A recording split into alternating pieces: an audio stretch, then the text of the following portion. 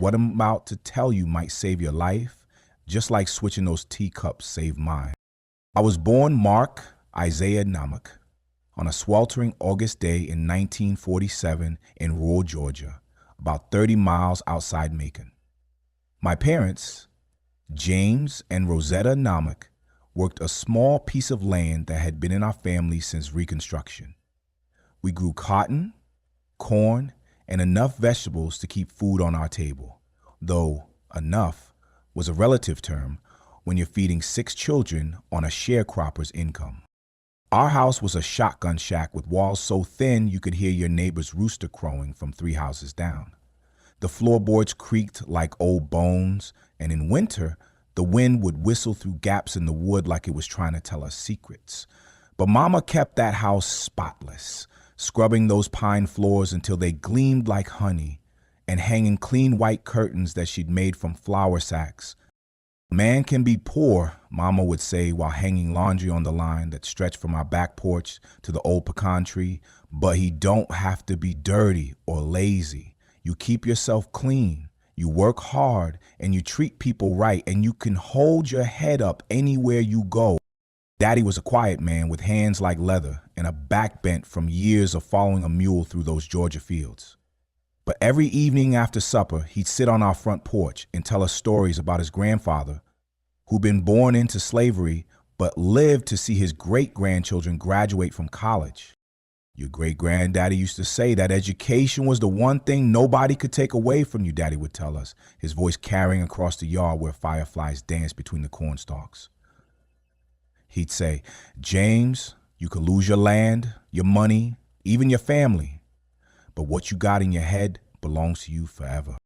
I was the curious one among my siblings, always taking apart old radios and clocks to see how they worked, building contraptions out of scrap wood and wire, while my brothers were content working the fields and my sisters helped Mama with the cooking and cleaning.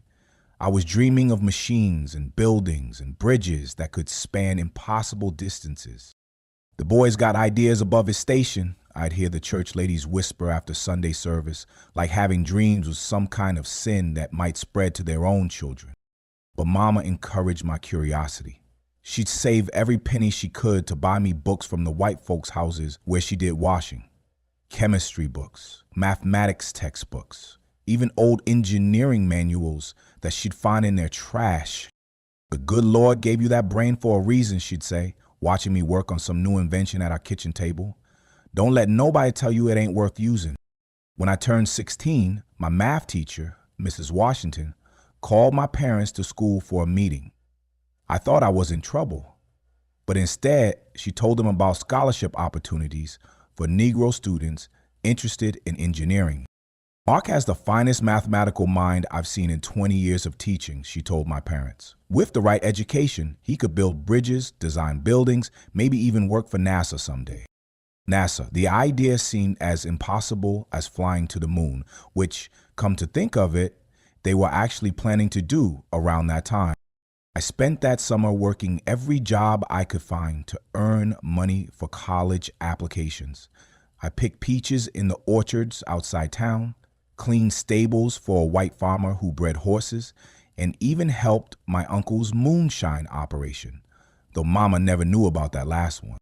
You sure about this college business? Mama asked one evening as she mended the only good shirt I owned. It's a powerful lot of money we don't have, and there's no guarantee it'll lead anywhere for a colored boy. I'm sure, Mama. I want to build things that'll help people. I want to use this mind God gave me for something bigger than picking cotton. She smiled then, that warm smile that could light up our whole house. Then you go on and build those things, baby. Just remember where you came from and who raised you to be a good man. I got that scholarship to Georgia Tech in 1965, the first person in my family to go to college. The night before I left for Atlanta, Daddy and I sat on our front porch one last time, listening to the crickets and watching the stars come out over the cotton fields. Son, he said, his voice thick with emotion, I'm proud of you, but being smart ain't enough. You gotta be smart and strong and decent. You treat people right regardless of their color. You work harder than everybody else, and you remember that success ain't just about what you achieve. It's about what kind of man you become while you're achieving it. College was like stepping into a different world. Georgia Tech in 1965 was still segregated in many ways, though integration was officially happening. I was one of only 12 black students in the entire engineering program. And some days I felt like I was carrying the weight of my entire race on my shoulders. Every test was a chance to prove I belonged there. Every project was an opportunity to show that a sharecropper's son from rural Georgia was just as smart as the white boys whose fathers owned banks and factories. I studied harder than everyone else, slept less, and gradually began to understand that my mind was indeed a gift that could take me places I'd never imagined. My favorite professor was Dr. William Anderson, a white man from Ohio who treated all his students exactly the same, regardless of color. He saw something in me that I wasn't sure I saw in myself. "Mark," he said after class one day during my junior year, "have you considered graduate school? Maybe even pursuing a doctorate?" I'm just trying to get through this degree, professor. That's thinking too small for a mind like yours. You have the potential to innovate, to solve problems that haven't even been identified yet. Don't waste that gift on modest ambition. He was right. I did have bigger dreams. Dreams of designing machines that could make life easier for working people like my daddy. Dreams of buildings that could withstand hurricanes and earthquakes. Dreams of bridges that could connect communities separated by rivers and valleys and sometimes prejudice. After graduation in 1969, I got a job with Morrison Engineering in Atlanta, starting as a junior designer at a salary that seemed like a fortune compared to what my family had lived on. I rented a small apartment in a neighborhood where the houses had front porches and the neighbors looked out for each other, just like back home. That's where I met Linda. She was working as a receptionist at Morrison, a pretty blonde girl from Columbus, Georgia, with eyes the color of summer sky and a smile that could make you forget whatever problem you walked in with. Linda Patterson was 23 years old, fresh out of business school, with dreams of becoming a paralegal and maybe seeing some of the world beyond Georgia. "Good morning, Mr. Nimek," she'd say every day when I walked through the lobby, and hearing my name in her soft southern accent made something warm spread through my chest. We started talking during my coffee breaks, little conversations about the weather, the news, her evening classes at the community college.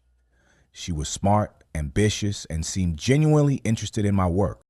"You design all those big machines?" she asked one afternoon, looking at the blueprints I was carrying. "I do.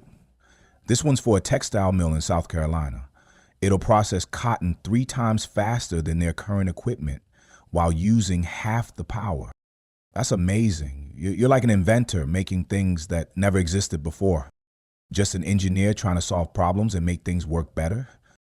"I think that's the same thing," she said, and her smile made me feel like I could design anything. We dated for 3 years and I fell in love with everything about her.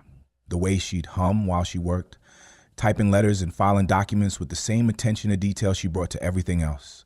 The way she remembered everyone's birthday and brought homemade cookies to the office during the holidays. The way she listened to me talk about gear ratios and stress calculations like I was telling the most fascinating story she'd ever heard. "I love how your mind works," she told me one evening as we walked through Piedmont Park, watching the sunset paint the sky in shades of pink and orange. "You see problems everywhere, but you also see solutions. Most people just complain about things being broken. You figure out how to fix them."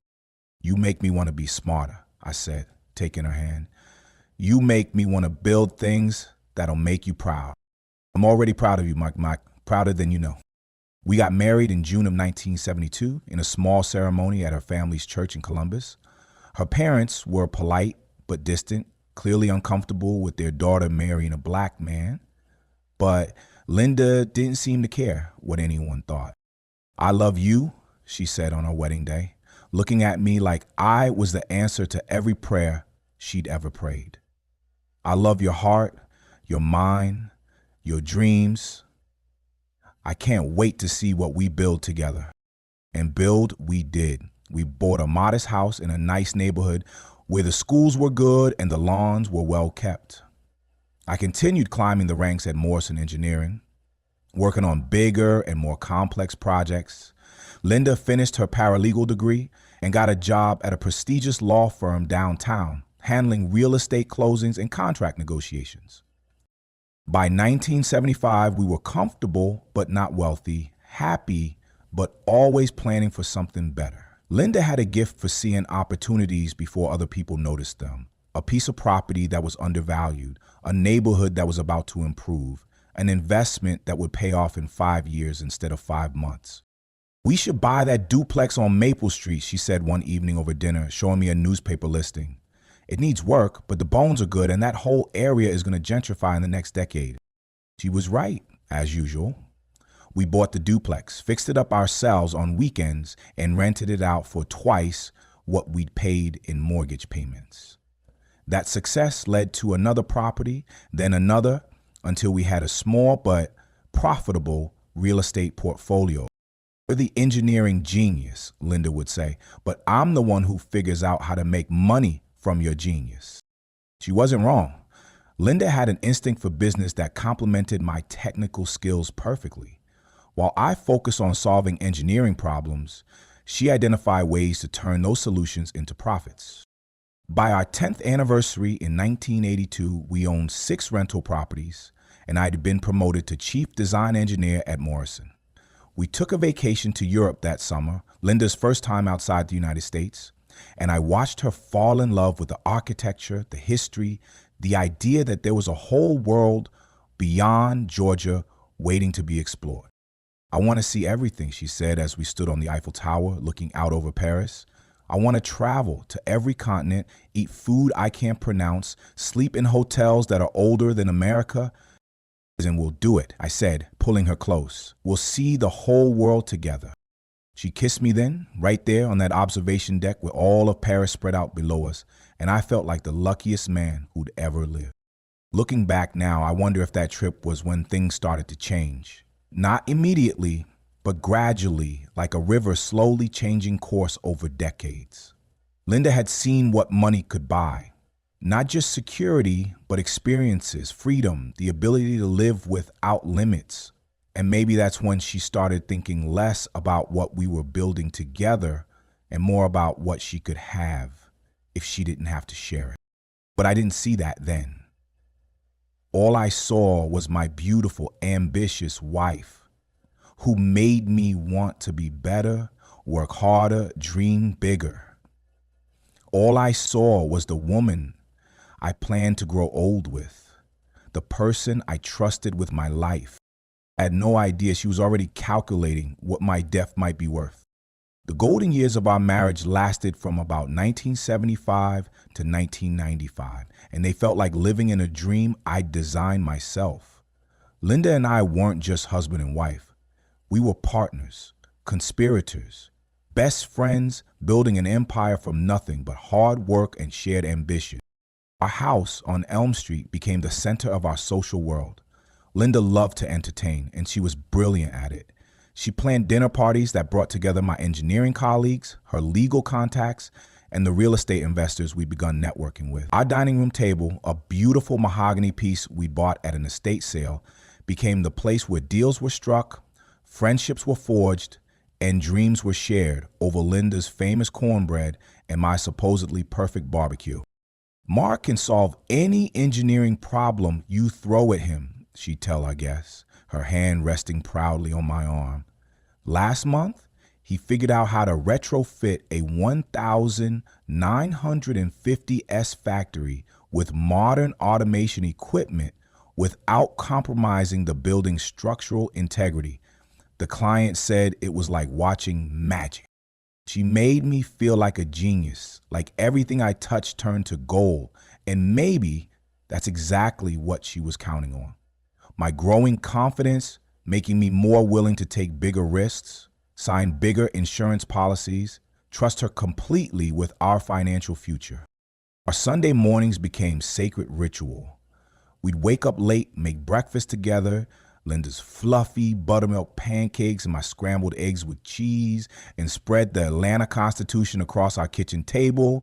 She'd read me the business section while I tackled the sports page, and we'd argue good-naturedly about the Braves' pitching rotation or whether some new development project downtown was a smart investment. "Would you think about that warehouse district?" she asked one Sunday in 1983, pointing to an article about urban renewal. "City council's talking about rezoning the whole area for mixed-use development." "Could be smart," I said, studying the photographs. "Good bones in those old buildings, and the infrastructure's already there. Just need someone with vision to see the potential." Someone like us.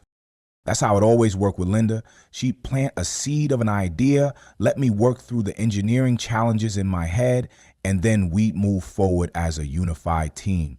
By Christmas of that year, we bought our first warehouse property for renovation, spending our weekends installing new electrical systems and designing loft apartments that wouldn't be popular for another decade. Linda had an uncanny ability to see trends before they happened. She'd drive through neighborhoods on Saturday afternoons, looking for sale signs in areas that were just starting to show signs of improvement.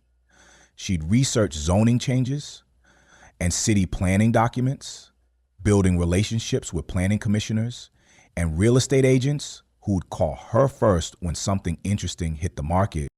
"Information is power," she'd say, and she was absolutely right. While other investors were chasing obvious opportunities, Linda was identifying the next wave before it formed. I focused on the technical aspects of our projects, structural assessments, mechanical systems, building code compliance, cost estimation. Linda handled everything else: financing, permits, contractor negotiations, tenant screening, property management. We complemented each other perfectly. "You two are like a machine," our friend Robert told us at a Christmas party in 1985. "Mark figures out what's possible, and Linda makes it profitable." "We make each other better," Linda said, squeezing my hand. "He's the brains, I'm the business sense." Everyone laughed, but I could see the truth in her eyes. She genuinely believed we were perfect partners, and so did I. We'd gone from a young couple living paycheck to paycheck to successful entrepreneurs with a growing portfolio of properties and my thriving consulting practice. Our 15th anniversary in 1987 was a celebration of everything we'd achieved together. We'd renovated and sold a dozen properties. I'd been promoted to senior partner at Morrison Engineering, and we had enough money in the bank to start thinking about bigger dreams. "Remember when we used to argue about spending $20 on dinner?" Linda said as we sat in the fancy restaurant she'd chosen for our celebration. "I remember you convincing me to buy that first duplex when I thought we couldn't afford it," I replied, raising my wine glass. "Best financial decision we ever made." "The best decision we ever made was each other," she said, touching her glass to mine. She was wearing the diamond pendant I'd bought her for the occasion, and it caught the candlelight every time she moved. She was 38 years old and more beautiful than the day I'd met her. But it was her mind that had always attracted me most. Linda could look at a rundown building and see a profitable renovation. She could meet a potential business partner and know within minutes whether they were trustworthy. She could spot market trends months before they became obvious to everyone else. "What are you thinking about?" she asked, noticing me staring. "Just admiring my brilliant wife," I said, "and wondering what our next 15 years will look like." "Rich," she said without hesitation. "Really, really rich." We both laughed, but I could see she was serious. Linda had grown up in a family that struggled financially. Parents who'd worked hard their entire lives, but never quite achieved security. She was determined that we'd never face that kind of uncertainty. In 1990, I left Morrison Engineering to start my own consulting firm, NIMAC Design Solutions. It was a risky move, giving up a steady salary and benefits for the uncertainty of entrepreneurship, but Linda supported the decision completely. "You're too talented to be making other people rich," she said the night I handed in my resignation. "It's time for us to build something that belongs to us." She was right. Within 2 years, my firm was landing major contracts: manufacturing plants, office complexes, even a small airport terminal. I hired 3 junior engineers and rented office space in a building we owned, creating our own little business ecosystem. Linda managed the business side of my consulting practice while continuing to expand our real estate investments. She'd incorporated our various business interests into a complex web of companies and partnerships that minimized our tax liability while maximizing our growth potential. "I've been thinking," she said, one evening in 1995 as we reviewed our financial statements, "we should consider some commercial development projects, maybe shopping centers or office parks instead of just residential properties." "That's a whole different level of risk," I said, "and capital requirements. It's also a whole different level of return. We've proven we can handle small projects. I think we're ready for something bigger." She was right, as usual. We formed a development company and began taking on larger projects, strip malls, office buildings, residential subdivisions. I handled the engineering and construction management while Linda dealt with financing, permits, marketing, and sales. By 2000, we were millionaires several times over. We owned rental properties in 4 counties, had completed dozens of successful development projects, and had enough money invested to retire comfortably anytime we wanted. "We did it," Linda said on New Year's Eve, looking out at the Atlanta skyline from the balcony of our new downtown condo. "We actually built everything we dreamed about."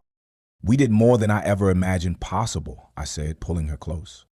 But somewhere during that decade of success, something had started to change in Linda. The woman who used to be excited about my latest engineering innovation now only seemed interested in the financial implications. The woman who used to ask about my day now mainly wanted to discuss our portfolio performance.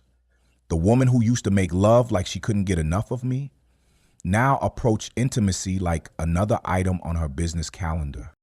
"Are you happy?" I asked her one night in 2005 after we'd spent an entire evening reviewing investment statements and tax documents. "Of course I'm happy," she said, but she was looking at her laptop screen instead of at me. "We're incredibly successful. We have more money than most people dream of. What's not to be happy about?" "I didn't ask if you were successful. I asked if you were happy." She closed the laptop and looked at me then, and for just a moment, I saw something in her eyes that I couldn't quite identify. Restlessness? Boredom? Something else entirely. "I'm happy," she said finally. "I'm just tired. Building wealth is exhausting work." Maybe it was, or maybe she was tired of building it with me.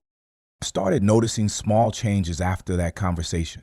The way she'd light up when talking to her real estate clients, but seemed distracted when I tried to share something interesting about a project I was working on.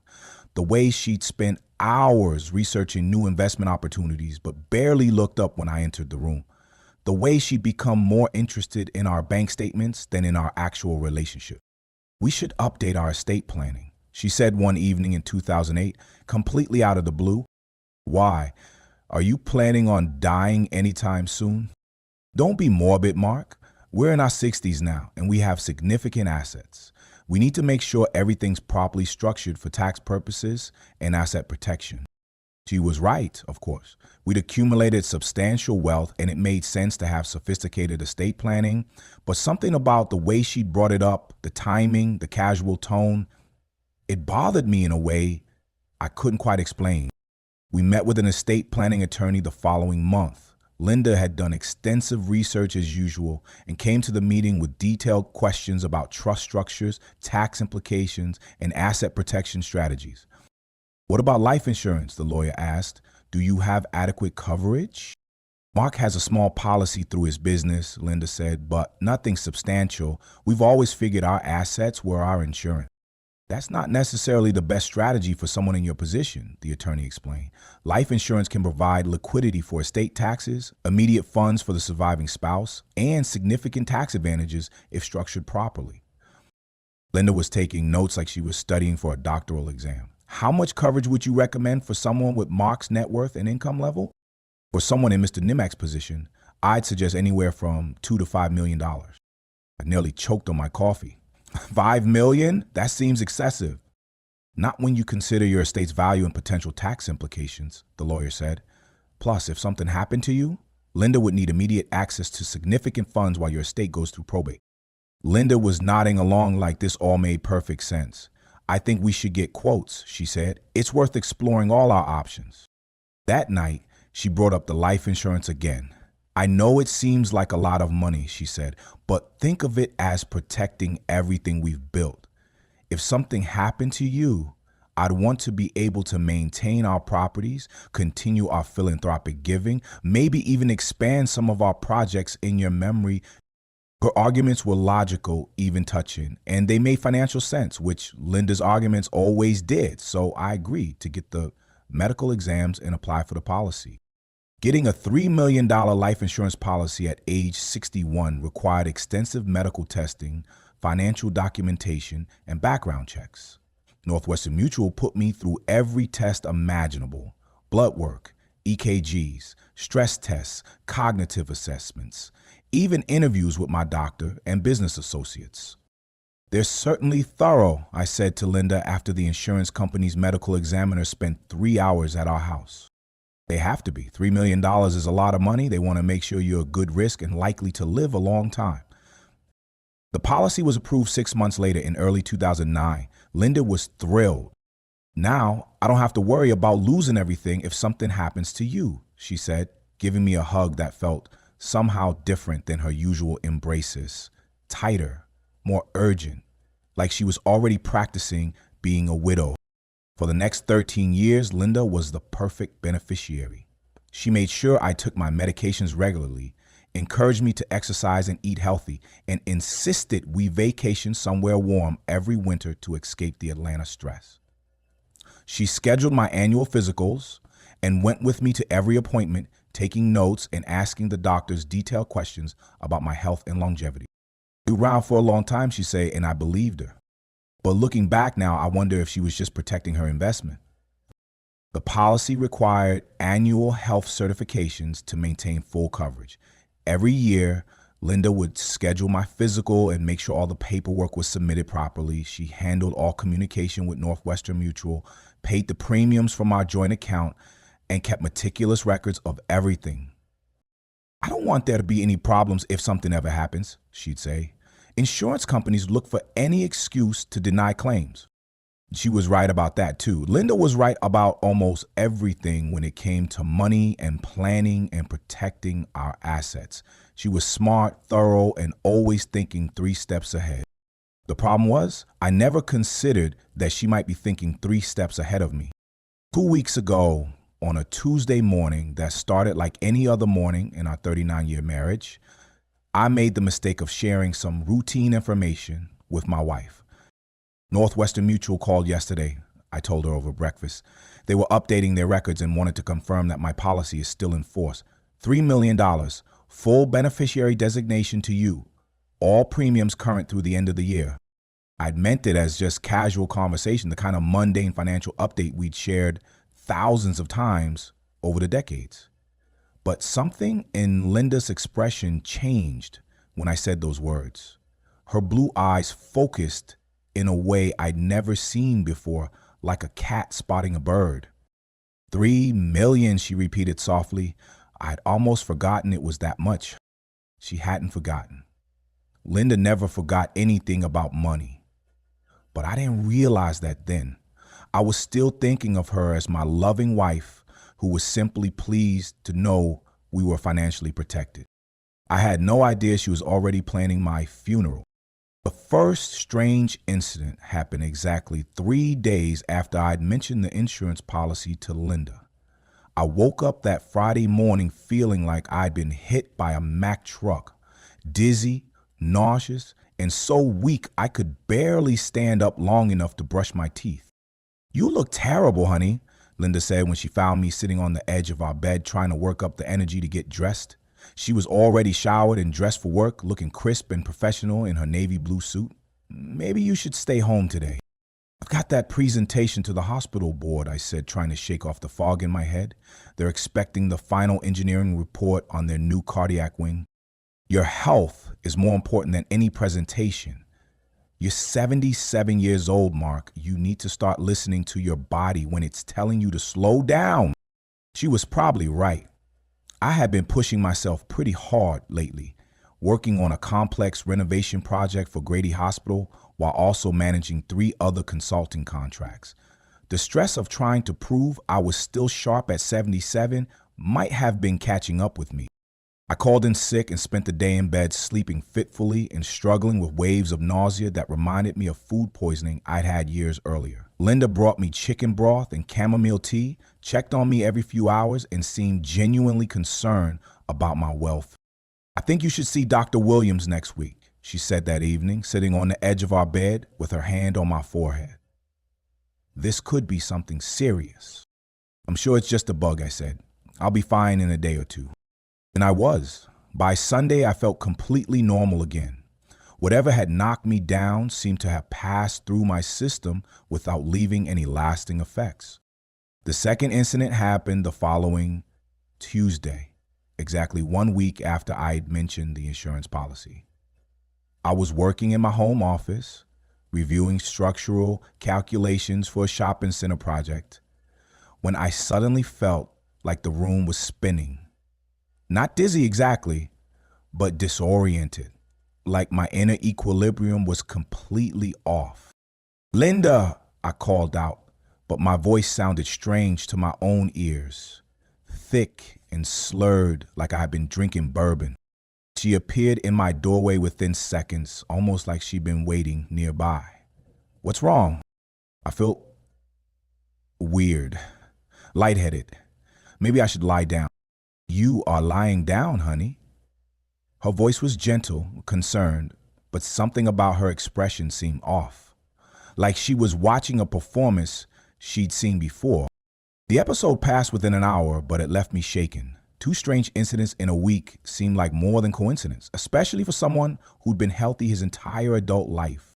"Maybe I should call Dr. Williams," I said to Linda over dinner that night. "Good idea, better safe than sorry." She helped me make the appointment, drove me to the doctor's office, and sat in the examination room while Dr. Williams ran through a series of tests and questions. "Your blood pressure is slightly elevated," he said after checking me thoroughly, "but nothing alarming for a man your age. EKG looks normal. I'm going to order some blood work, but I suspect you might just be dealing with stress or fatigue." "He's been working too hard," Linda said, taking my hand. "I keep telling him he needs to retire and enjoy life while he's still healthy enough to travel." Dr. Williams nodded. "She's not wrong. You're 77 years old, Mark. Your body isn't going to recover from stress the way it did when you were 40. The blood work came back normal. Dr. Williams recommended I reduce my workload, get more exercise, and maybe consider seeing a cardiologist for a complete cardiovascular workup just to be thorough.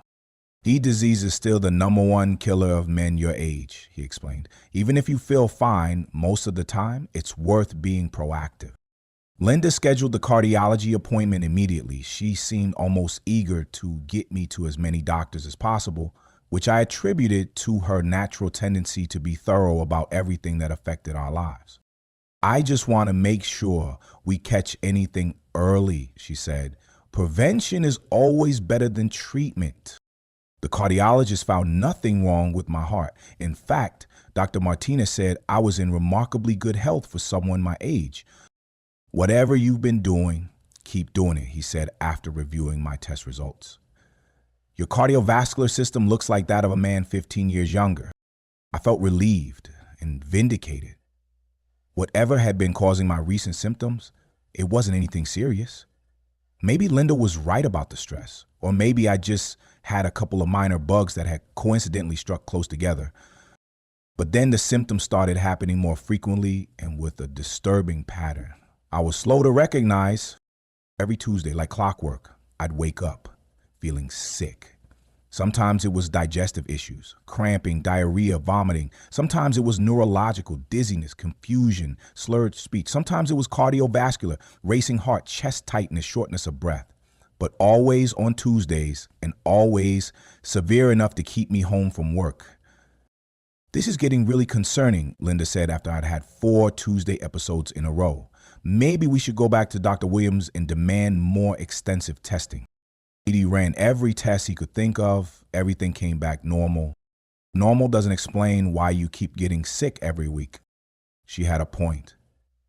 The pattern was becoming impossible to ignore, but it also made no medical sense. Why would I get sick the same day every week? What kind of illness followed such a precise schedule? Maybe it's something environmental, Linda suggested one evening as we sat in our living room, reviewing my symptom diary that she'd insisted I keep. Something at your office or in your car, or even something in the house that you're only exposed to on certain days. I don't do anything different on Tuesday. Same routine, same places, same people. Buildings change over time. Pipes leak. HVAC systems break down. Mold grows in hidden places. We should have the house and your office tested for environmental hazards. It was a reasonable suggestion, the kind of logical problem-solving approach that Linda brought to every situation. We hired an environmental testing company to check both locations for mold, radon, chemical contamination, volatile organic compounds, and anything else that might be making me sick on a weekly schedule. Both locations tested completely clean.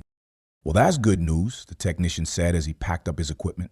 Whatever's causing your symptoms, it's not environmental contamination. But it wasn't good news for me. I was still getting sick every Tuesday, still having episodes that left me weak and confused, and now I was running out of possible explanations that didn't point to something seriously wrong with my health. Maybe it really is stress, I said to Linda that night. Maybe my body's telling me it's time to retire. That might not be such a bad idea, she said, but there was something in her tone that made me look at her more closely. You've been working for 60 years. You've earned the right to rest. The way she said rest made something cold settle in my stomach. It sounded less like encouragement and more like a suggestion that I give up, stop fighting, accept whatever was happening to me. That's when I started paying closer attention to the timing of my symptoms. It took me another 2 weeks to notice the pattern, probably because I didn't want to notice it. But once I started keeping detailed records of everything I ate and drank, the correlation became impossible to ignore. Every single episode happened within 2 hours of consuming something Linda had prepared for me. My Tuesday morning tea, the smoothie she'd started making me for afternoon snacks, the herbal supplements she'd begun insisting I take for better health, the evening decaf coffee she'd bring to my office while I worked late. You're being paranoid, I told myself, sitting in my office at 3 a.m, unable to sleep because of what I was beginning to suspect. Linda's been taking care of you for 39 years. She loves you. She wouldn't hurt you. But love and $3 million don't always point in the same direction. I started testing my theory in small ways. If Linda brought me tea and I felt sick afterward, I'd make my own tea the next day and see if the symptoms returned. If she made me a smoothie and I felt dizzy, I'd skip the smoothie the following day and monitor how I felt. The results were consistent and terrifying. On days when I consumed nothing that Linda had prepared, I felt completely normal. On days when I drank her tea or ate her food, I got sick within hours. This is impossible, I said to myself during one of my sleepless nights. She's your wife. She's not trying to poison you. That only happens in movies. But the evidence was mounting, and I couldn't ignore it forever. I started noticing other things too. The way Linda would watch me carefully after bringing me tea, like she was waiting for something to happen. The way she'd ask repeatedly if I'd finished my smoothie or taken my supplements. The way she'd seem disappointed when I said I wasn't hungry for the special meals she'd prepared. You're not eating enough, she'd say when I'd push away a plate of food that tasted slightly off. You're losing weight. Of course I was losing weight. Chronic poisoning tends to have that effect. The most disturbing realization came when I started paying attention to Linda's own eating and drinking habits. She'd make tea for both of us from the same pot, but she'd always add something to my cup that she didn't add to hers. Just a little honey for your throat, she'd say, or some lemon to help with your digestion. But when I suggested we switch cups, she'd always find a reason why that wouldn't work. Her tea was too hot or too sweet, or she'd already added cream to it, which I didn't like. Why can't we just drink from each other's cups? I asked one morning, feeling like I was testing a hypothesis in the most terrifying laboratory experiment of my life. Because mine has cream in it, and you don't like cream in your tea, she said. But I could see something shift in her expression. You know that. She was right. I never liked cream in my tea. But Linda had been so focused on doctoring my tea that she'd forgotten to add cream to her own cup. Both cups sitting on our breakfast table were identical, except mine was apparently poisoned and hers wasn't. That's when I knew for certain that my wife of 39 years was trying to kill me. But knowing it and proving it were two different things. I needed evidence, something more than my suspicions and a pattern of symptoms that could potentially be explained by other factors. The breakthrough came on a Tuesday morning in early March, exactly 2 weeks after I told Linda about the insurance policy. I woke up feeling fine, which was unusual for a Tuesday, and went downstairs to find Linda already in the kitchen, preparing my morning tea. "Good morning, sweetheart," she said, kissing my cheek as I sat down at our breakfast table. "I made your favorite chamomile tea." I watched her carefully as she brought the 2 cups to the table. Same teapot, same preparation process, but I noticed that she set my cup down first, then went back to the counter before bringing her own cup. "Thank you," I said, picking up my cup and pretending to take a sip while actually keeping my lips closed. The tea had a bitter, metallic taste that was completely different from the mild, soothing flavor of chamomile. It tasted like poison, though I had no idea what specific poison Linda was using. "How is it?" she asked, watching me intently. "Perfect, as always," I said, setting the cup down, "though I think I'll let it cool a little first." "Don't let it get cold. Hot tea is better for your digestion." There was an edge to her voice that I'd never heard before, an urgency that made my skin crawl. "Actually," I said, standing up from the table, "would you mind if we switched cups? I'd like to drink from yours today." Linda's face went completely white. "Why would you want to switch cups?" "No particular reason. I just thought it might be romantic drinking from each other's cups." "That's sweet, honey, but I've already added sugar to mine. You don't like sugar in your tea." She was lying. I could see her cup clearly, and there was no sugar in it. Both cups looked identical, except for whatever she'd added to mine. "I don't mind a little sugar," I said, reaching for her cup. "No!" The word came out sharper than she'd intended, and she actually grabbed my wrist to stop me from taking her cup. We stared at each other across our breakfast table, both of us understanding that the game was over. Linda realized I knew what she was doing, and I realized that my wife of 39 years was physically stopping me from drinking safe tea. "Why?" I asked quietly. For a moment, I thought she might confess, might explain how she'd gone from loving wife to would-be murderer. Instead, she did what Linda had always done when confronted with a problem. She tried to manage it. "I don't know what you're talking about," she said, her voice back to its normal, caring tone. "You're not making sense, Mark. Maybe you should go back to bed." "I'm making perfect sense. You've been poisoning my tea for weeks hoping I'd die so you could collect the insurance money." "That's ridiculous. I love you. Why would I want to hurt you?" 3,000,000 reasons." She stood up from the table, and I could see her mind working, calculating her options. Linda had always been a planner, always thinking 3 steps ahead. But I'd caught her off guard, and she was improvising now. "You're obviously confused," she said. "Maybe we should call Dr. Williams. These paranoid thoughts could be a sign of something serious, like dementia or a brain tumor." "The only thing serious here is attempted murder." "Mark, you're scaring me. Please, let me help you back to bed." She reached for my arm, and I pulled away so quickly that I knocked over the poison tea. The liquid spread across our antique oak table, the same table where we'd shared thousands of meals over 4 decades of marriage. "Don't touch me," I said, and the words felt like broken glass in my mouth. Linda stepped back, and for the first time since I'd known her, she looked uncertain.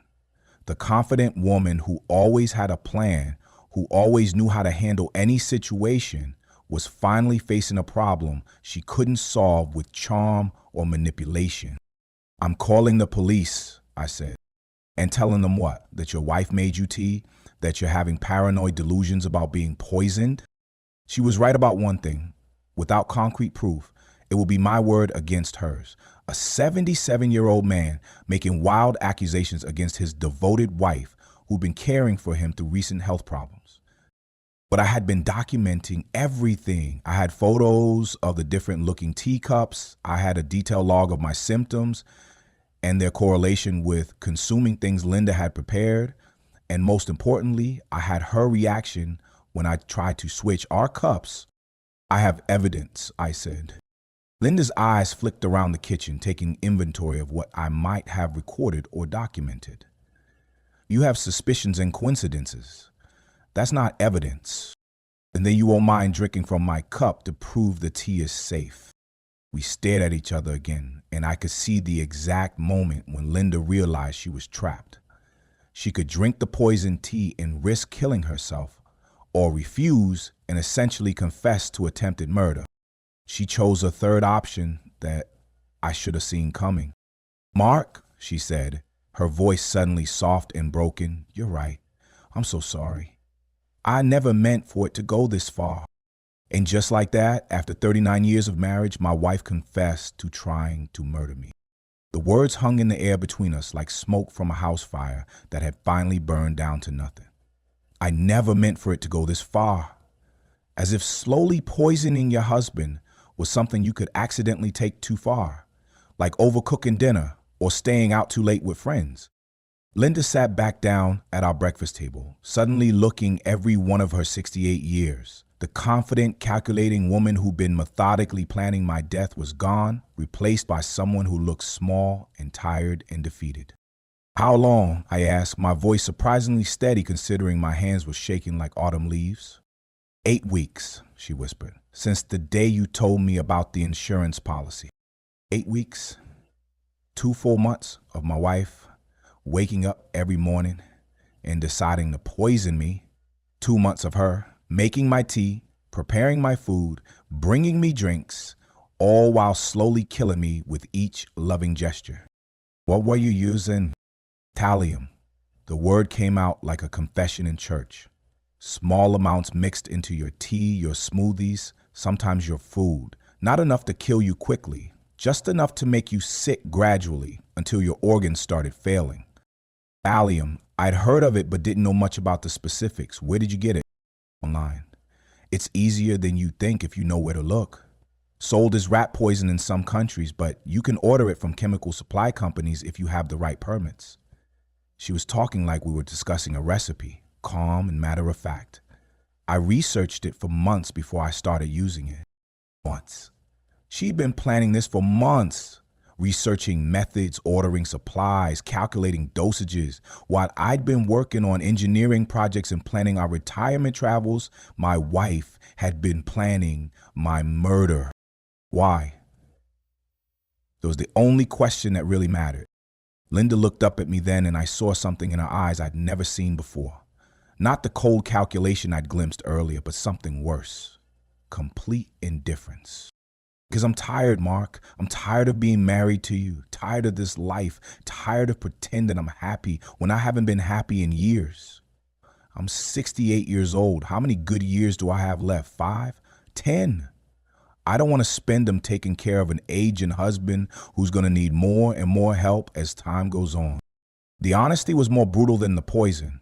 At least the thallium had been hidden in tea and smoothies. This was delivered straight, no chaser.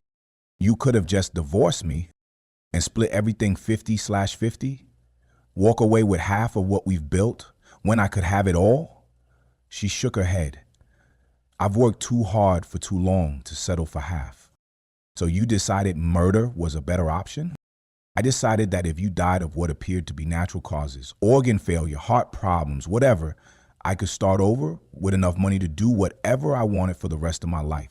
Travel the world, buy a house in Tuscany, maybe find someone who makes me feel alive again." Someone who makes me feel alive again, as if I'd been the problem all along, as if our marriage had failed because I wasn't exciting enough or young enough or whatever enough to keep her satisfied. "Linda, we've been married for 39 years. We built a life together. I loved you with everything I had.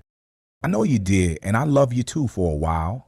But love doesn't last forever, Mark. At least, not for everyone. Some people aren't built for till death do us part."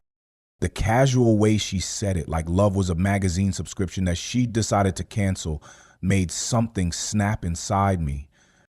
You're right, I said, standing up from the table. Love doesn't last forever, especially when one person turns out to be a sociopathic killer. I pulled out my phone to call 911 and Linda didn't try to stop me. She just sat there, like she was waiting for a bus, resigned to whatever came next. 911, what's your emergency? I need to report an attempted murder. My wife has been poisoning me for the past 2 months. The operator asked the standard questions while I kept my eyes on Linda, half expecting her to run or attack me or do something dramatic. But she didn't.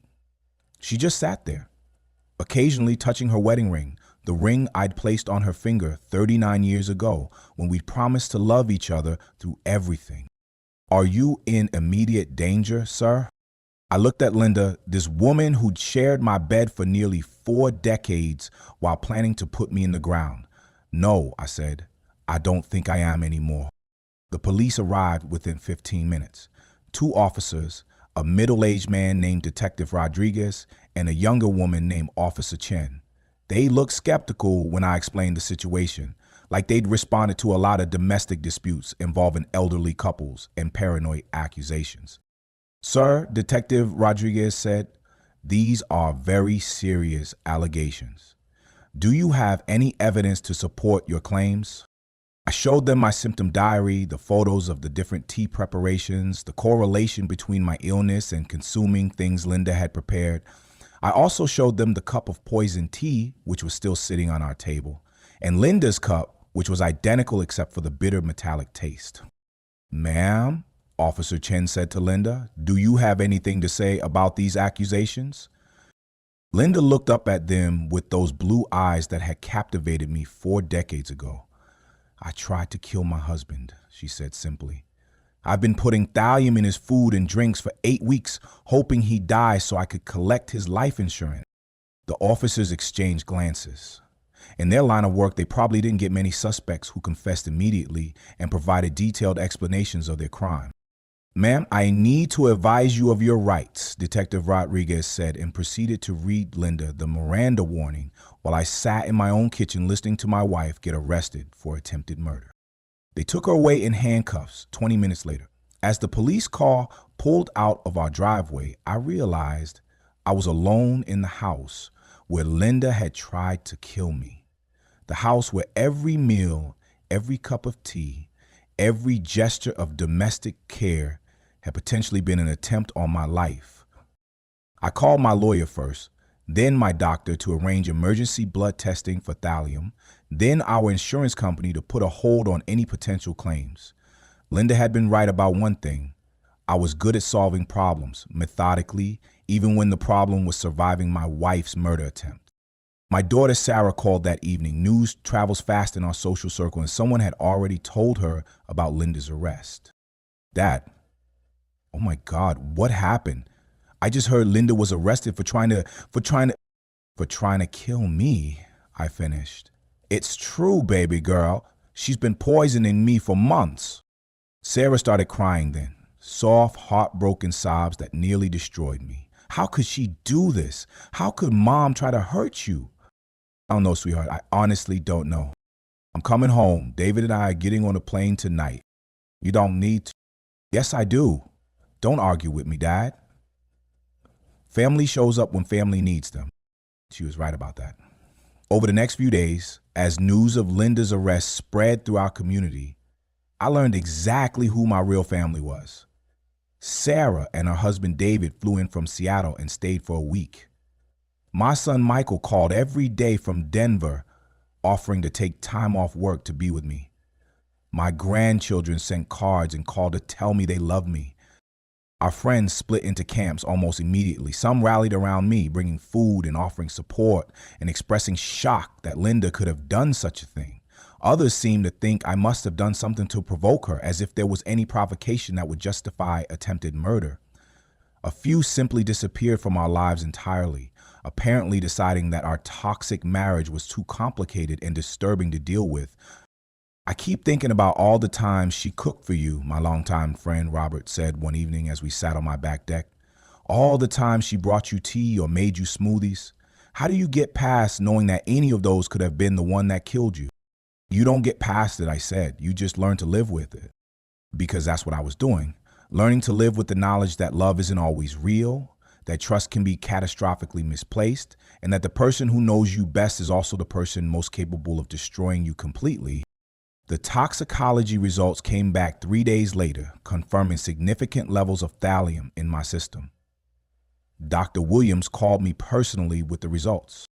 "Mark, you're lucky to be alive. A few more weeks of exposure at these levels, and you would have gone into complete organ failure. Your kidneys and liver are already showing signs of damage that may be permanent." Organ failure. My wife had been weeks away from successfully murdering me, and I'd figured it out just in time to save my own life. The phone calls started immediately. Local news stations, newspaper reporters, true crime podcasters, documentary filmmakers, everyone wanted to know how this could happen. How a woman people had known for decades could be capable of such calculated evil. "Were there signs you missed?" one reporter asked during a phone interview. "Things that might have warned you about your wife's intentions?" "There were signs," I said, "but they were subtle. And I explained them away because I loved her and trusted her. When you've been married to someone for 39 years, you don't expect them to start poisoning your morning tea." The hardest calls were from Linda's family. Her sister Margaret called from Columbus, crying and apologizing and asking if there was anything she could do. "I keep thinking I should have seen it," Margaret said. "Linda always seemed so devoted to you, so proud of what you built together." "She fooled all of us," I said, "including me." But the truth was more complicated than that. Looking back through 39 years of memories, I could see moments when Linda's mask had slipped, when her true feelings had shown through the performance. The way she'd light up talking about trips she wanted to take alone. The way she'd become more interested in our financial statements than in our actual relationship. The way she'd started treating our marriage like a business partnership rather than a love story. I'd seen the signs, but I had chosen to ignore them because the alternative, that my wife was capable of murder, was too terrible to consider. The legal process moved quickly. Linda's confession made the case straightforward, and her lawyer advised her to plead guilty to attempted murder in exchange for a reduced sentence. She was sentenced to 15 years in prison, with the possibility of parole after 10. 15 years. If she served the full sentence, Linda would be 83 when she got out. If she made parole, she'd be 78, about the age I was when she tried to kill me. The local newspaper ran a front-page story. "Local woman attempts to poison husband for insurance money." Suddenly, I was the 77-year-old man whose wife had tried to kill him for cash. Neighbors would stop me at the grocery store to ask how I was doing, their voices full of pity and morbid curiosity. But the hardest part wasn't the legal proceedings or the media attention or even the physical recovery from the thallium poisoning.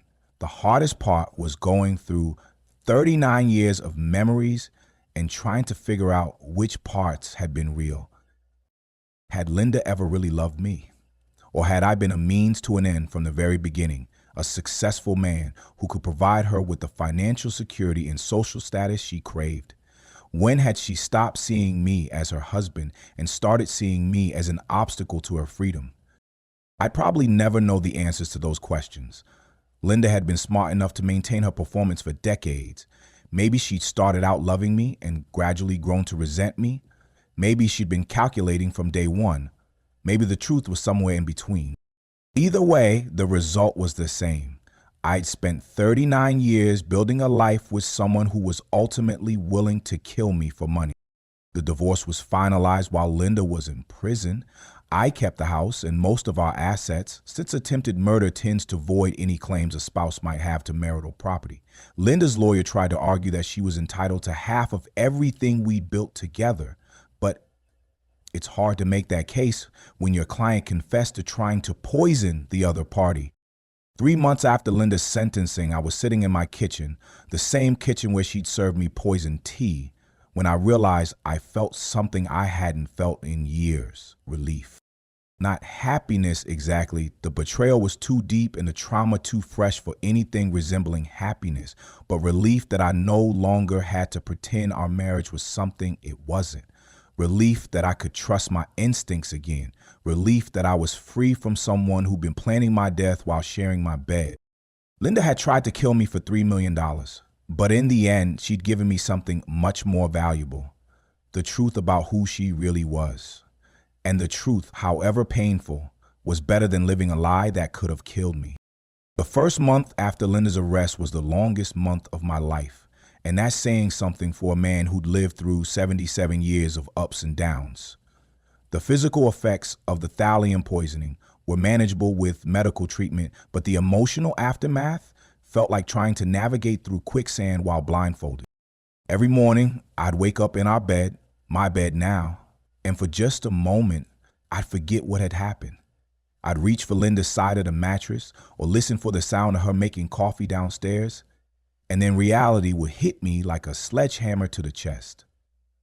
My wife of 39 years was in county jail, awaiting trial for trying to murder me. The house felt different, like it was holding its breath. I'd walk through rooms where we'd entertained friends, celebrated anniversaries, planned our future together, and now all those memories were contaminated by the knowledge that Linda had been secretly planning my death in the same spaces where we'd shared our lives. Dr. Williams put me on a medical protocol to help my body eliminate the remaining thallium and repair the damage to my organs. "You're going to feel worse before you feel better," he warned me. "As the poison leaves your system, you might experience fatigue, muscle aches, and neurological symptoms." He was right. Some days I felt like I was recovering from the flu and a hangover simultaneously, but the physical discomfort was nothing compared to the psychological trauma of realizing that every symptom I was experiencing had been deliberately caused by someone who'd promised to love me until death do us part. Sarah stayed with me for 2 weeks, sleeping in the guest room and basically functioning as my personal nurse, bodyguard, and therapist all rolled into one. She cooked meals that I knew were safe, organized my medications, and listened patiently while I tried to work through what had happened. "I keep thinking I should have seen it sooner," I told her one evening as we sat on the back deck watching the sunset over Atlanta. All those Tuesday illnesses, the pattern of symptoms, the way she'd watch me after bringing me tea. How did I miss it for so long? "Because you loved her," Sarah said simply. "Because normal people don't expect their spouses to try to poison them. Because she was good at hiding what she was doing. But I'm an engineer. I'm trained to recognize patterns, analyze problems, identify when something's not working properly. Engineering problems don't involve emotions, Dad. They don't involve trust and love and 39 years of shared history." Linda knew exactly which blind spots to exploit because she'd been studying you for 4 decades. Sarah was right. But it was hard to forgive myself for being so trusting, so willing to believe that Linda's concern for my health was genuine rather than a cover for attempted murder. The criminal investigation revealed details that made Linda's betrayal even worse than I'd originally understood. Detectives found evidence that she'd been planning my death for over a year, not just the 8 weeks she'd confessed to. "We found internet searches on her computer dating back 14 months, Detective Rodriguez told me during one of our meetings. "Searches for undetectable poisons, symptoms of natural death in elderly men, how long thallium stays in the human body, insurance claim procedures for sudden death." 14 months, more than a year of Linda researching, planning, preparing to kill me while continuing to play the role of loving wife. Every kiss goodnight, every "I love you," every gesture of affection had been part of an elaborate performance while she plotted my murder. "She also increased your life insurance coverage twice in the past 3 years," the detective continued. "The original policy was for $1 million. She convinced you to increase it to $2 million in 2021, then to $3 million last year." I remembered those conversations. Linda had presented logical arguments about inflation, increased cost of living, and making sure I had adequate coverage as I aged. I trusted her financial judgment completely, never suspecting she was essentially setting the price on my head. "She was grooming you for murder," Detective Rodriguez said bluntly. making sure the payout would be worth the risk. The evidence was overwhelming and sickening. Linda hadn't just decided impulsively to kill me for money. She'd spent over a year carefully planning and preparing, increasing the insurance coverage, researching methods, positioning herself as the grieving widow who'd done everything possible to save her beloved husband. But perhaps the most disturbing discovery came when detectives searched Linda's computer more thoroughly. They found detailed notes about my daily routines, my health appointments, my medication schedule, and my emotional state during the poisoning period. She was keeping a journal of the murder, Detective Rodriguez explained, showing me printouts of files from Linda's laptop, recording your symptoms, adjusting dosages, monitoring your decline. She treated killing you like a science experiment. Reading those entries was like looking into the mind of a stranger who happened to look like my wife. Cold, clinical observations about my deteriorating health, calculations about optimal dosing schedules, even complaints about how long the process was taking. March 15th. Mark more suspicious lately, asking questions about tea preparation. Need to be more careful with dosing schedule. March 22nd. Symptoms less severe this week. May need to increase concentration or find alternative delivery method. March 29th. Mark refused smoothie 2 days in a row, concerned he may be developing awareness. Consider accelerating timeline. It was like reading a lab report written by a sociopath who happened to live in my house and share my bed. The psychological evaluation ordered by the court concluded that Linda showed clear signs of antisocial personality disorder and narcissistic traits. The defendant demonstrates a profound lack of empathy, an inflated sense of self-importance, and a willingness to exploit others for personal gain, the psychologist wrote in her report. She appears to view relationships primarily as transactions. No genuine remorse. That explained why Linda's confession had felt so cold and calculating. She wasn't sorry she tried to kill me. She was sorry she'd been caught. My son Michael flew in from Denver for Linda's sentencing hearing. We sat together in the courtroom, watching the woman who'd been his stepmother for over 35 years receive a 15-year prison sentence for attempted murder. "Do you want to say anything to the defendant?" the judge asked me before passing sentence. I stood up slowly, my legs still weak from the lingering effects of thallium poisoning, and looked at Linda for what I knew would be the last time. "I loved you for 39 years, I said, my voice carrying across the silent courtroom. "I trusted you with my life, my health, my future, and my heart. You betrayed all of that for money. I forgive you not because you deserve forgiveness, but because I deserve peace. I hope someday you understand the difference." Linda stared at me throughout my statement, her expression completely blank. When I finished speaking, she looked away without saying a word. That's when I knew that the woman I'd married, the woman I'd built a life with, had either never really existed or had died long before she started poisoning my tea. The person sitting at the defendant's table was a stranger wearing Linda's face. After the sentencing, I drove home to our house, my house now, and sat in the kitchen where Linda had confessed to trying to kill me. The silence was deafening, but it was also clean. No more lies, no more performance, no more wondering why my tea tasted strange or why I felt sick every Tuesday. This truth, however painful it might be. That evening, my friend Robert called to check on me. "How are you holding up after today?" "Better than I expected," I said, and realized I meant it. It's over. She's gone. I can start figuring out how to live without constantly looking over my shoulder. "Are you going to be okay living in that house with all the memories?" It was a fair question. Every room held reminders of our 39-year marriage, and not all of those memories were tainted by Linda's betrayal.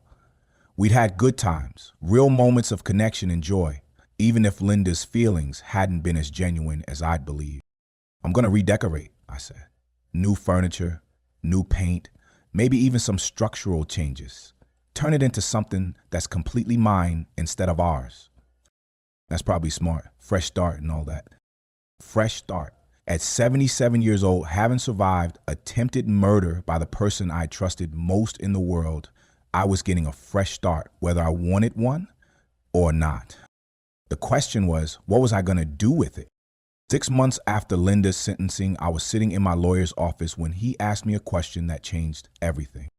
Mark, have you considered filing a civil lawsuit? Linda attempted to murder you, caused significant medical expenses, inflicted severe emotional trauma, and basically stole months of your life. You could sue for damages well beyond what you've already recovered through the divorce. I'd been so focused on the criminal case and getting my life back together that I hadn't thought about additional legal action. But my lawyer, David Morrison, was right. Linda had nearly destroyed my health, my peace of mind, and my faith in human nature. Maybe it was time to make sure she paid for that in every way possible. What kind of damages are we talking about? Medical expenses, pain and suffering, lost wages, punitive damages for the attempted murder. With a case this clear-cut, probably in the range of $2 to $3 million. The irony wasn't lost on me. Linda had tried to kill me for $3 million in life insurance, and now I could potentially recover that same amount by suing her for trying to kill me. Do it, I said. File the lawsuit. But the civil discovery process revealed something that made Linda's betrayal even more horrifying than I'd originally understood. My lawyer's investigators uncovered evidence that Linda's murder plot had been even more sophisticated and long-term than anyone had realized. Look at this, David said during one of our meetings, spreading bank records across his conference table. Linda opened a separate savings account 18 months ago, one that you weren't aware of. She's been systematically moving money out of your joint accounts and into this private account. Records showed that Linda had stolen over $200,000, 0 cents, from our joint investments over the past year and a half, always in amounts small enough to avoid triggering automatic notifications, but large enough to build a substantial nest egg. She was planning to disappear after you died, David explained. The insurance money would have been the big score, but she was also stealing your assets to fund her escape. Escape to where? We found travel research on her computer, extended stay visas for Italy, property rentals in Tuscany, even language learning software for Italian. She wasn't just planning to kill you. She was planning to flee the country and start a new life in Europe. The evidence painted a picture of Linda as a calculating, patient killer who'd spent nearly 2 years planning not just my murder, but her entire post-murder life. She'd researched countries with favorable extradition laws, identified places where she could live comfortably on $3 million, and even begun learning the language she'd need in her new home. There's more, David said, pulling out another set of documents. Remember how she increased your life insurance coverage twice in recent years? We found evidence that she was also shopping for additional policies with other companies. What you mean? She submitted applications for supplementary life insurance policies with 3 different companies trying to get your total coverage up to $5 million. 2 of the applications were denied because of the existing Northwestern Mutual policy, but she kept trying. $5 million. Linda hadn't just been planning to kill me. She'd been trying to maximize the profit from my death like it was a business venture. The most disturbing part, David continued, is what we found in her personal papers. She'd been keeping detailed financial projections of her post-murder life. He showed me spreadsheets that Linda had created, calculating how long $3 to $5 million would last in various European countries, factoring in cost of living, healthcare expenses, and lifestyle choices. She'd planned everything, down to the monthly budget for her new life as a wealthy widow. She treated your murder like a retirement plan, David said. This wasn't a crime of passion or a moment of weakness. This was a long-term financial strategy. The civil trial began 10 months after Linda's criminal conviction. She appeared in court wearing an orange prison jumpsuit, looking smaller and older than I remembered. For a brief moment, seeing her sitting at the defendant's table, I felt a flicker of the old affection I'd carried for 39 years. Then I remembered the taste of poison in my morning tea, and the feeling passed. Taking the witness stand was one of the hardest things I'd ever done. Looking out at a courtroom full of strangers and having to describe how the person I trusted most in the world had systematically tried to kill me felt like being violated all over again. Mr. Nimick, David said during my testimony, can you describe your emotional state when you realized your wife was poisoning you? Devastated, I said, my voice barely above a whisper. It wasn't just the fear of dying. It was realizing that every gesture of love, every cup of tea, every meal she'd prepared might have been an attempt on my life. It made me question everything I thought I knew about love, about marriage, about trust. Have these events affected your ability to form relationships? Profoundly. I find it very difficult to trust anyone now, especially with something as basic as food or drink. I eat alone most of the time because I can't shake the feeling that anyone could be trying to hurt me. I've lost faith in my ability to judge people's character. Linda's lawyer tried to portray her as a woman who'd suffered a mental breakdown, who'd acted irrationally due to stress and depression. But the evidence of her careful planning, the stolen money, the multiple insurance applications, and the detailed post-murder financial projections made that defense impossible to maintain. Mrs. Nimick, her attorney said during her testimony, can you explain why you researched Italian property rentals and language learning if you weren't planning to flee the country? I've always been interested in travel, Linda said, but she wouldn't look at me while she spoke. And the separate bank account with $200,000 0 cents that your husband knew nothing about? I wanted to surprise him with a nice retirement gift. By stealing from your joint accounts? Linda had no good answer for that. She had no good answer for any of the evidence against her because there was no reasonable explanation for spending 2 years planning to murder your husband except greed and complete lack of conscience. The jury deliberated for less than 3 hours before awarding me $2,800,000 0 cents in damages. Linda would have to pay me almost exactly what she'd hoped to collect from my life insurance policy, assuming she ever had any money to pay it with. Justice, David said as we left the courthouse. She tried to steal $3 million from you by committing murder, and now she owes you almost $3 million for attempting it. But it didn't feel like justice. It felt like another transaction in a life that had become defined by transactions. Money couldn't restore my health completely, couldn't repair my ability to trust, couldn't give me back the 39 years I'd spent loving someone who was apparently incapable of loving me back. After the trial, I made a decision that surprised everyone, including myself. I donated the entire settlement to a foundation that helped elderly people protect themselves from financial abuse and domestic violence. You're giving away nearly $3 million? My friend Robert asked when I told him about the donation. Blood money, I said.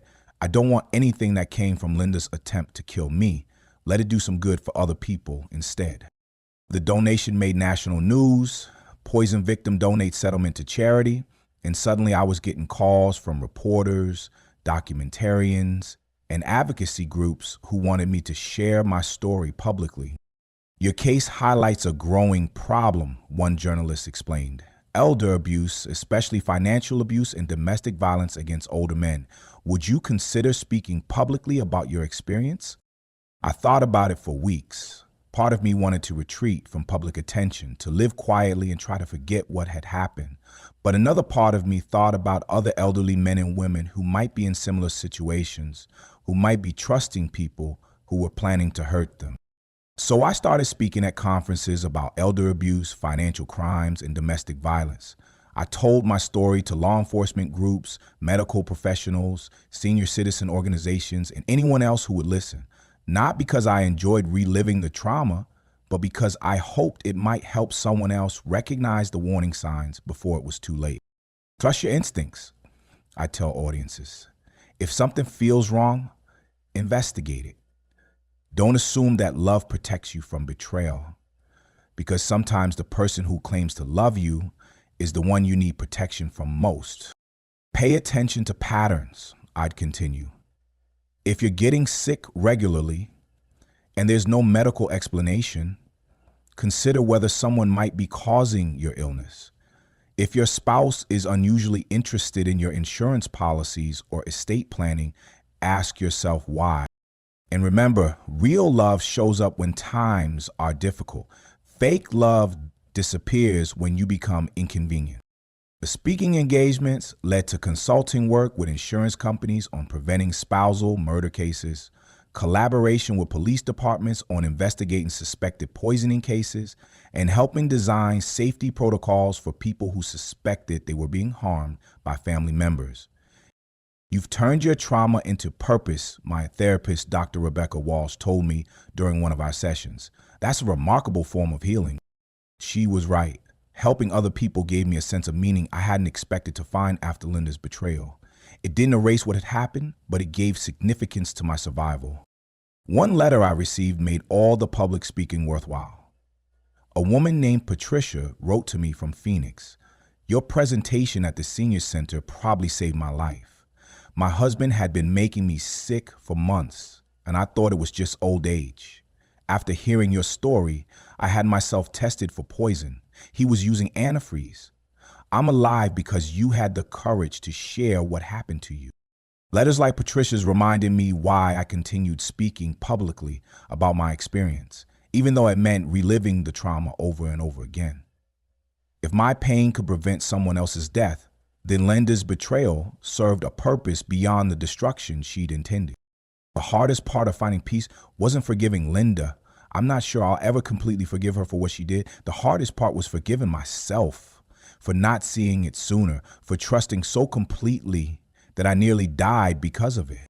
You trusted someone you loved for 39 years, Dr. Walsh reminded me repeatedly. That's not a character flaw. That's what love looks like. The fact that she violated that trust says nothing about you and everything about her.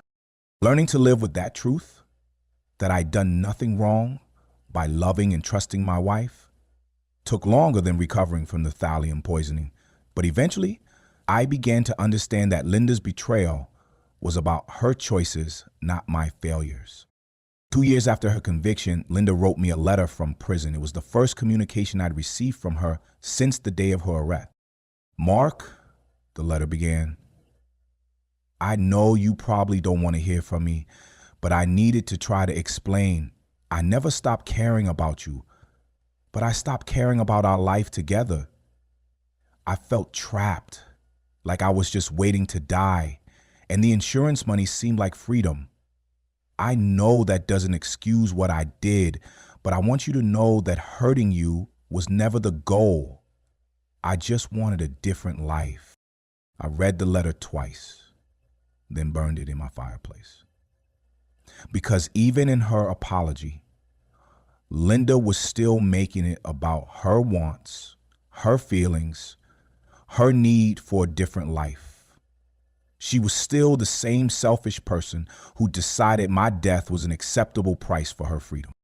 But reading her words did give me a final piece of closure. I realized that I felt nothing for her anymore. No love, no hate, no anger, no sadness.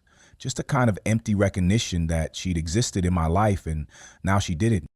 That's when I knew I was finally free. 3 years after Linda's arrest, I was sitting on my back deck watching the sunrise and thinking about something my grandfather used to say. Money doesn't change people, it reveals who they really are. At 80 years old, having survived attempted murder by the person I trusted most in the world, I finally understood what he meant. Money hadn't turned Linda into a killer. It had simply revealed that she'd always been someone capable of killing for the right price. The lesson wasn't that money is evil or that wealth corrupts people. The lesson was that crisis reveals character, and sometimes the character that gets revealed is nothing like what you thought you knew. You can't judge a person by how they treat you when everything's going well, I told a group of men at a veterans organization meeting in Birmingham. You judge them by how they treat you when they have something to gain by hurting you. I'd been invited to speak about elder abuse and financial safety, but my talks always came back to the same fundamental truth. Love without character is just performance, and performance eventually ends when the stakes get high enough. How do you learn to trust again? asked a man named William after one of my presentations. After something like that happens, how do you open your heart to anyone else? It was a question I got frequently and one I was still working on myself. At 80, I wasn't sure I had the energy or desire to build another romantic relationship. But I'd learned to trust in smaller ways, with new friends and professional relationships and the daily interactions that make up a life. You start small, I told William. You trust a barista to make your coffee correctly. You trust your neighbor to water your plants when you're out of town. You trust your doctor to give you honest medical advice. You rebuild trust like you rebuild anything else, one brick at a time. The truth was, Linda's betrayal had taught me to be more discerning about who deserved my trust, but it hadn't made me cynical about human nature in general. Most people, I'd learned, are decent and honest. The challenge is identifying the ones who aren't before they have the opportunity to destroy you. I developed what I called the poison test for evaluating people's character. Not literally, of course, but a mental framework for assessing whether someone's actions matched their words, whether their love was conditional or unconditional, whether they treated me better or worse when they thought something was at stake. Actions tell you everything. I'd explain to audiences, Linda said she loved me every day for 39 years, but when $3 million was on the table, her actions told a different story. Pay attention to what people do, not what they say. The hardest lesson I'd learned was about the difference between love and attachment. I thought Linda and I had love, but what we'd really had was attachment to our lifestyle, our financial security, our social status as a successful couple. When those attachments were threatened by my aging and potential need for care, Linda's love evaporated like morning dew. Real love, I'd come to understand, was what I had experienced from my children during the crisis. Sarah flying in from Seattle to take care of me during my recovery. Michael calling every day for months to check on my physical and emotional well-being. My grandchildren sending me drawings and letters to cheer me up. That was love without conditions. Love that got stronger during difficult times rather than disappearing. If you hear nothing else from me, remember this, I told a group of seniors at a community center in Savannah. The person who's meant to be in your life will show up when you need them most, not disappear when you become inconvenient. I'd also learned something important about forgiveness that might surprise people given what Linda had done to me. I did forgive her eventually, but not in the way most people think of forgiveness. I didn't forgive her because she deserved it or because I thought what she'd done was understandable or excusable. I forgave her because carrying anger and hatred was poisoning me just as surely as the thallium had been. Forgiveness, I discovered, wasn't about Linda at all. It was about freeing myself from the toxic emotions that were keeping me trapped in the past. Forgiveness doesn't mean forgetting, I'd explain to people who struggled with this concept. It doesn't mean trusting that person again or pretending they didn't hurt you. It just means you're done letting their past actions control your present emotion. The process of forgiveness had taken 2 years and a lot of therapy, but it had been essential to my healing. I couldn't build a new life while carrying the poison of resentment from my old one. Another crucial lesson was about the importance of maintaining your own identity within a marriage. Looking back, I could see how I'd gradually lost myself in our partnership, allowing Linda to handle more and more of our financial and social decisions while I focused solely on my engineering work. Don't outsource your entire life to your spouse, I tell married couples who attended my presentations. Stay involved in your finances, your healthcare, your social connections. The person who controls everything has the power to destroy everything. It wasn't that I blamed myself for trusting Linda with our finances. That's what spouses do. But I learned the importance of maintaining oversight and awareness, of asking questions and staying involved even when you trust your partner completely. I'd also learned about the value of having relationships outside your marriage. During the worst period of my recovery, when I was dealing with the physical effects of thallium poisoning and the emotional trauma of betrayal, my friendships with Robert and other longtime companions had been lifelines. A marriage shouldn't be your only source of love and support, I tell audiences. Maintain your friendship, stay connected to your family, build a community of people who care about you. If something happens to your marriage, you need a support system that exists independently of your spouse. One of the most surprising lessons had been about the healing power of purpose. Donating the settlement money had felt right at the time, but I hadn't expected how much meaning I'd find in helping other people avoid similar situations. Trauma can destroy you, or it can become the foundation for helping others. Dr. Walsh had told me during one of our sessions, you've chosen to let your experience serve a larger purpose, and that's transformed your pain into power. She was right. Speaking at conferences, consulting with law enforcement, helping design safety protocols for vulnerable elderly people, all of it had given my survival a meaning beyond just continuing to exist. But perhaps the most important lesson was about the nature of success itself. Linda and I had built what everyone considered a successful life. Wealth, property, social status, professional achievement. But none of that had protected me from betrayal, and none of it had made Linda happy enough to choose love over money. Real success, I'd learned, isn't about what you accumulate. It's about who you become and how you treat people when it costs you something to treat them well. At 80, I was wealthier than I'd ever been thanks to the insurance settlements and my continued consulting work, but I was also lonelier than I'd been since my young adult years. The wealth felt meaningless without someone trustworthy to share it with, but I'd also learned that sharing wealth with the wrong person could literally be deadly. So I'd begun sharing it in different ways. Beyond the charity donation, I'd started a foundation focused on elder abuse prevention. I'd funded research into better detection methods for poisoning cases. I'd established a scholarship program for young engineers who wanted to focus on safety innovations. Money is a tool, I tell people who ask about my philanthropic activities. Linda tried to use it as a weapon against me. I'm choosing to use it as a tool for helping others. Mason work had introduced me to other people who'd survived various forms of domestic abuse and financial exploitation. Hearing their stories had put my own experience in perspective and reminded me that survival was just the first step. The real victory was what you did with the life you'd saved. You're not a victim anymore, a fellow survivor named Grace told me at a conference where we'd both spoken. You're a warrior who's helping other people fight their battles. She was right. I'd gone from being someone who survived attempted murder to someone who was actively working to prevent other people from experiencing similar betrayals.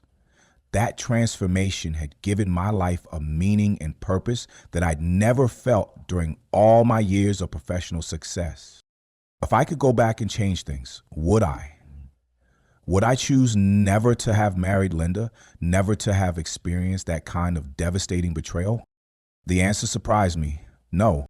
Not because the experience was positive. It nearly killed me and destroyed my faith and love for several years, but because surviving it had taught me things about resilience, about character, about the difference between appearance and reality that I couldn't have learned any other way. Sometimes the worst thing that happens to you teaches you the most important lessons about life, I tell audiences. I learned more about strength, forgiveness, and the nature of real love in the 3 years after Linda's arrest than I learned in the previous 77 years. That didn't mean I recommended attempted murder as a learning experience, but it did mean that even the most devastating betrayals could be transformed into wisdom, purpose, and a deeper understanding of what really mattered in life. Trust but verify, I'd conclude my presentations. Love deeply, but keep your eyes open.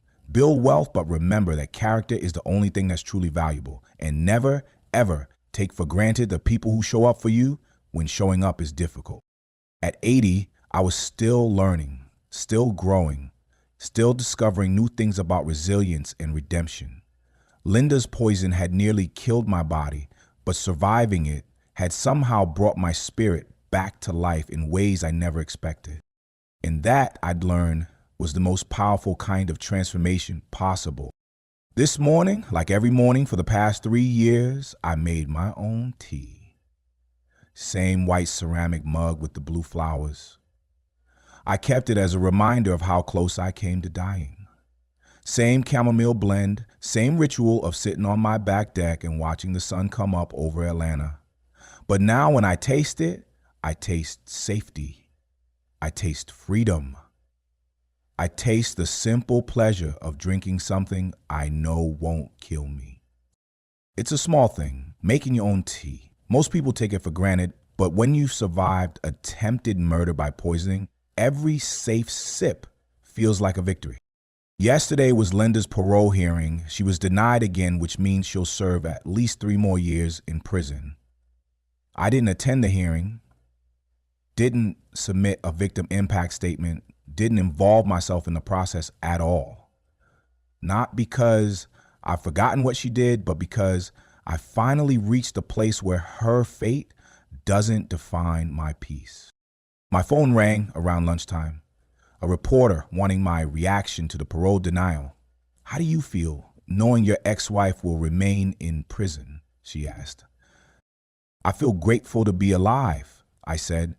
Everything else is just paperwork. And that's the truth. At 80 years old, having survived attempted murder, a devastating divorce, and the complete rebuilding of my understanding of love and trust, I've learned that gratitude is the only emotion that really matters. Everything else, anger, resentment, even justice, is secondary to the simple fact that I'm still here. The foundation I started has helped prevent 4 documented cases of spousal poisoning in the past year. 4 marriages where someone noticed the warning signs, remembered something from one of my presentations or articles, and took action before it was too late. 4 people who are alive today because Linda's attempt to kill me taught us all something about recognizing danger disguised as love. You saved my life, a woman named Patricia wrote to me last month. Your presentation convinced me to test my coffee when it started tasting metallic. My husband was using antifreeze. I'm alive because you shared your story. Letters like Patricia's remind me why I continue speaking publicly about my experience, even though it means reliving the trauma over and over again. If my pain can prevent someone else's death, then Linda's betrayal serves a purpose beyond the destruction she intended.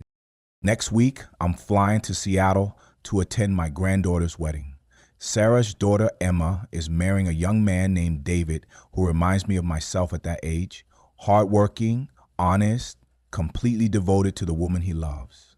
Emma asked me to walk her down the aisle since her stepfather lives overseas now. I want you to give me away, Grandpa, she said during our last phone call.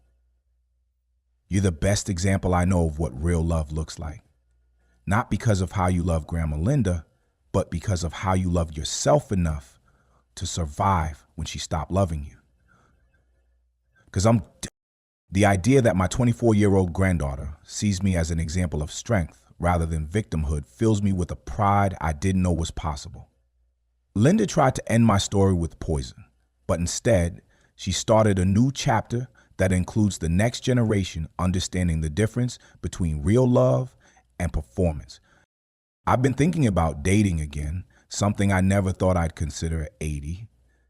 There's a woman named Helen who volunteers at the foundation, a widow whose husband died of cancer 3 years ago. She's intelligent, kind, and makes me laugh in a way I'd forgotten was possible. We've had coffee several times, and she knows my story, but doesn't treat me like a victim or a cautionary tale. I figure we're both too old for games, she said during our last conversation.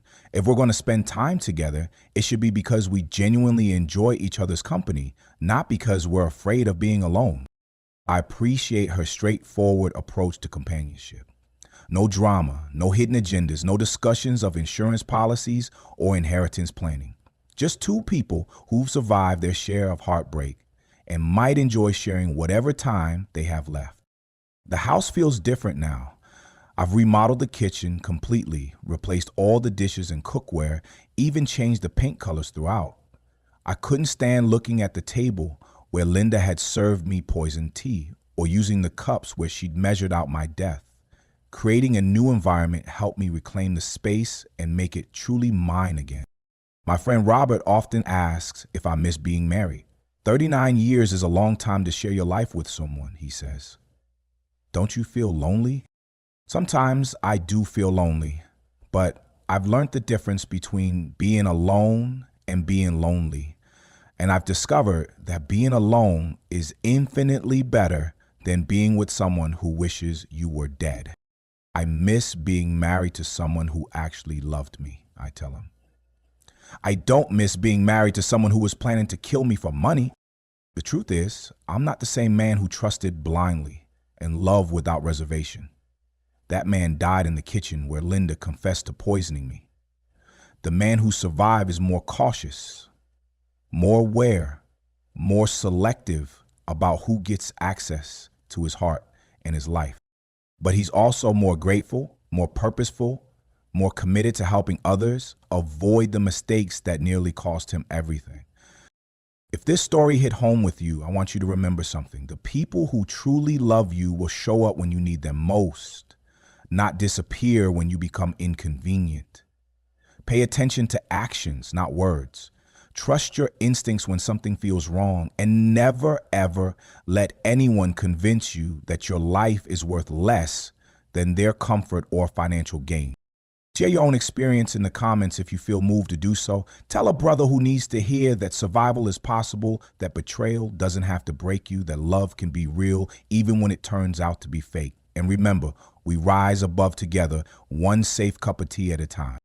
This is His Stories, where men find the courage to tell their truth and the strength to rewrite their endings. The sun is fully up now, painting my deck golden with morning light. Time to start another day of this beautiful, complicated, perfectly imperfect life I built from the ashes of the one someone tried to steal from me. And you know what? I'm grateful for every single moment of it.